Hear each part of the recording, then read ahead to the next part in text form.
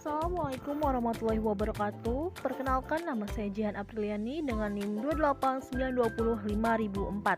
Saya mahasiswa semester 4 jurusan Manajemen Fakultas Ekonomi dan Bisnis Universitas Pancasakti, Bekasi. Di sini saya akan memenuhi tugas ujian akhir semester mata kuliah Manajemen Logistik dari dosen pengampu Ibu Wina Sarikusumawati Tias. Materi yang akan saya bawa adalah perilaku organisasi dalam logistik. Desain organisasi. Desain organisasi adalah suatu keputusan yang diambil oleh manajer atau pengelolaan organisasi untuk membuat suatu pola struktur organisasinya yang spesifik atau khas.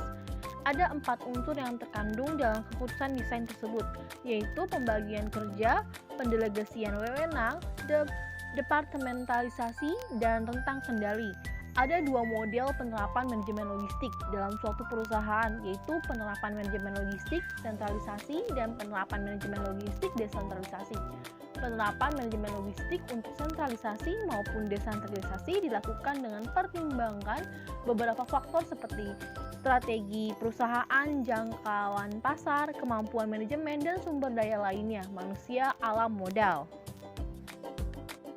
A. Manajemen logistik bersifat sentralisasi. Sentralisasi dalam struktur organisasi menggambarkan apakah seseorang pimpinan akan memberikan wewenangnya atau tidak.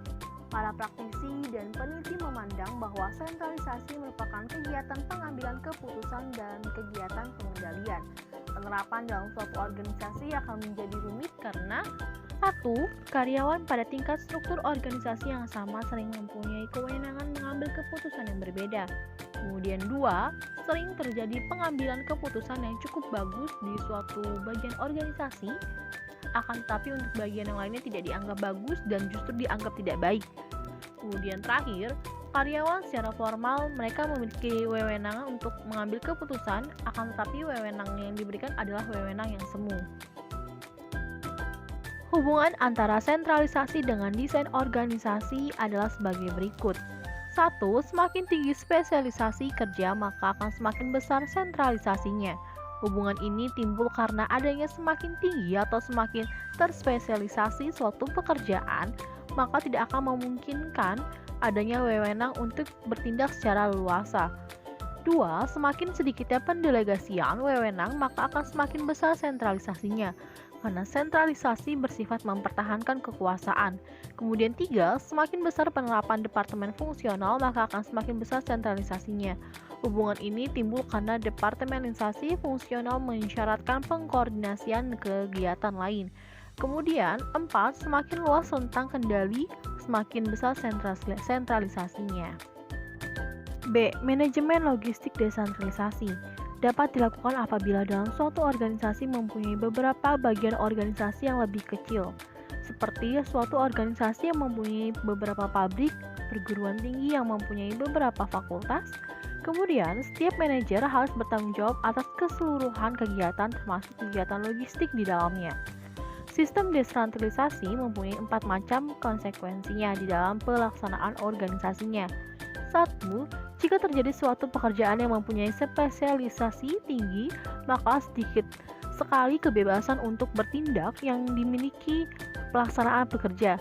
2. Pendelegasian wewenang yang besar akan mengharuskan adanya pengendalian yang kuat. 3. Sering terjadi adanya departemen fungsional yang terdiri dari beberapa pekerjaan yang sangat mirip satu dengan yang lainnya. Kemudian 4, pengendalian yang luas tidak memungkinkan tersedianya supervisi untuk masing-masing pekerjaan. C. Manajemen logistik gabungan. Gabungan sistem ini mengkombinasikan antara penerapan manajemen logistik sistem sentralisasi dengan sistem desentralisasi.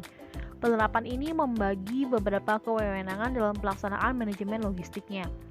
Sistem sentralisasi diterapkan untuk urusan logistik yang dipandang mengandung resiko tinggi dan harus dikendalikan oleh manajer langsung. Sedangkan sistem desentralisasi digunakan untuk urusan logistik yang dipandang tidak mengandung resiko dan wewenangnya bisa didelegasikan kepada pimpinan unit organisasi yang lebih kecil. Sistem logistik gabungan mempunyai 4 macam konsekuensi dalam pelaksanaan organisasinya, yaitu 1. Jika spesialisasi kerja makin tinggi, maka akan semakin besar kompleksitasnya kerjanya. Kemudian 2, semakin besar pendelegasian wewenang maka akan semakin besar kompleksitasnya. 3, semakin besar pelanggan, jenis produk atau jasa maka organisasi bersangkutan akan semakin kompleks. 4, jika rentang kendalinya sempit maka akan semakin kompleks pelaksanaannya. B. Manajemen logistik desentralisasi dapat dilakukan apabila dalam suatu organisasi mempunyai beberapa bagian organisasi yang lebih kecil, seperti suatu organisasi yang mempunyai beberapa pabrik, perguruan tinggi yang mempunyai beberapa fakultas. Tiap manajer harus bertanggung jawab atas keseluruhan kegiatan termasuk kegiatan logistik di dalamnya. Sistem desentralisasi mempunyai 4 macam konsekuensi di dalam pelaksanaan organisasinya. 1. Jika terjadi suatu pekerjaan yang mempunyai spesialisasi tinggi, maka sedikit sekali kebebasan untuk bertindak yang dimiliki pelaksanaan pekerjaan. 2. Pendelegasian wewenang yang besar akan mengharuskan adanya pengendalian yang kuat. 3. Sering terjadinya adanya departemen fungsional yang terdiri dari beberapa pekerjaan yang sangat mirip satu dengan yang lainnya. 4. Pengendalian yang luas tidak memungkinkan tersedianya supervisi untuk masing-masing pekerjaan. C. Manajemen logistik gabungan. Gabungan sistem ini mengkombinasikan antara penerapan manajemen logistik sistem sentralisasi dengan sistem desentralisasi. Penerapan ini membagi beberapa kewenangan dalam pelaksanaan manajemen logistiknya. Sistem sentralisasi diterapkan untuk urusan logistik yang dipandang mengandung resiko tinggi dan harus dikendalikan oleh manajer langsung. Sedangkan sistem desentralisasi digunakan untuk urusan logistik yang dipandang tidak mengandung resiko dan wewenangnya bisa didelegasikan kepada pimpinan unit organisasi yang lebih kecil. Sistem logistik gabungan mempunyai 4 macam konsekuensi dalam pelaksanaan organisasinya, yaitu 1. Jika spesialisasi kerja makin tinggi maka akan semakin besar kompleksitasnya kerjanya. 2. Semakin besar pendelegasian wewenang maka akan semakin besar kompleksitasnya. 3. Semakin besar pelanggan, jenis produk atau jasa maka organisasi bersangkutan akan semakin kompleks. 4. Jika rentang kendalinya sempit maka akan semakin kompleks pelaksanaannya. Dalam sistem gabungan terdapat beberapa bentuk organisasi, yaitu 1. Bentuk organisasi garis, jalur, atau garis. Organisasi yang wewenangnya berasal dari pucuk pimpinan kepada satuan organisasi di bawahnya untuk pekerjaan rutin. Pekerjaan yang tidak rutin diambil oleh alih pimpinan. Kemudian 2. Bentuk organisasi fungsional. Organisasi yang wewenangnya berasal dari pucuk pimpinan dilimpahkan kepada satuan organisasi di bawahnya dalam bidang pekerjaan tertentu. 3. Bentuk organisasi garis dan staf. Merupakan organisasi yang wewenangnya berasal dari pucuk pimpinan dilimpahkan kepada satuan organisasi di bawahnya dan di bawah pucuk pimpinan diangkat sebagai seorang pejabat ahli guna membantu pimpinan terutama untuk pekerjaan-pekerjaan yang sifatnya tidak rutin. 4. Bentuk organisasi fungsional dan garis merupakan organisasi yang wewenangnya dari pucuk pimpinan dilimpahkan kepada satuan-satuan organisasi di bawahnya dalam bidang pekerjaan tertentu dan setiap pimpinan bidang pekerjaan dapat memerintah kepada seluruh pekerja yang ada sepanjang menyangkut bidang pekerjaannya. 5. Bentuk organisasi garis fungsional dan staf. Pucuk pimpinan dilimpahkan kepada satuan organisasi di bawahnya dalam bidang pekerjaan tertentu. Pimpinan tiap bidang berhak memerintah kepada semua pelaksana yang ada menyangkut bidang pekerjaannya dan ada staf ahli yang memberikan masukan juga. Penyediaan tenaga ahli dalam logistik. Apabila suatu organisasi mengalami ketidakseimbangan dalam jumlah penyediaan atau manajer terhadap jumlah tenaga operasional, akan mengakibatkan lemahnya sistem manajemen dalam mengambil keputusan. Jumlah manajer yang terlalu sedikit dapat mengakibatkan pengambilan keputusan kurang memperhatikan faktor yang aktual dan relevan. Akan tetapi, jumlah manajer yang terlalu banyak juga akan menyebabkan adanya kekaburan tanggung jawab dalam pengambilan keputusan.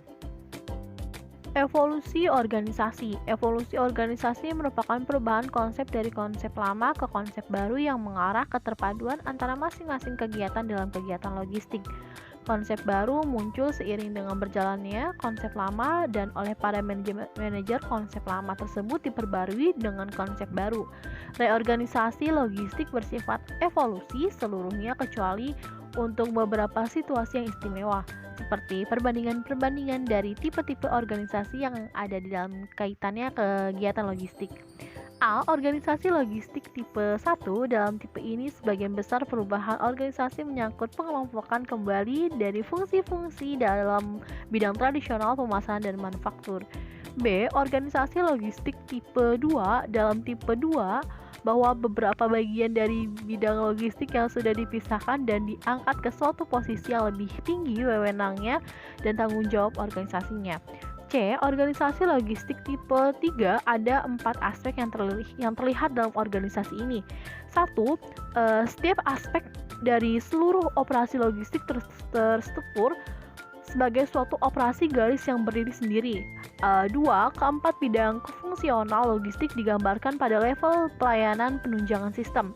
3. Pada level koordinasi, potensi penuh dari sistem logistik dapat disebarluaskan ke seluruh perencanaan dan operasi garis. 4. Perencanaan dan pengawasan sistem terdapat pada tingkat tertinggi tipe organisasi ini.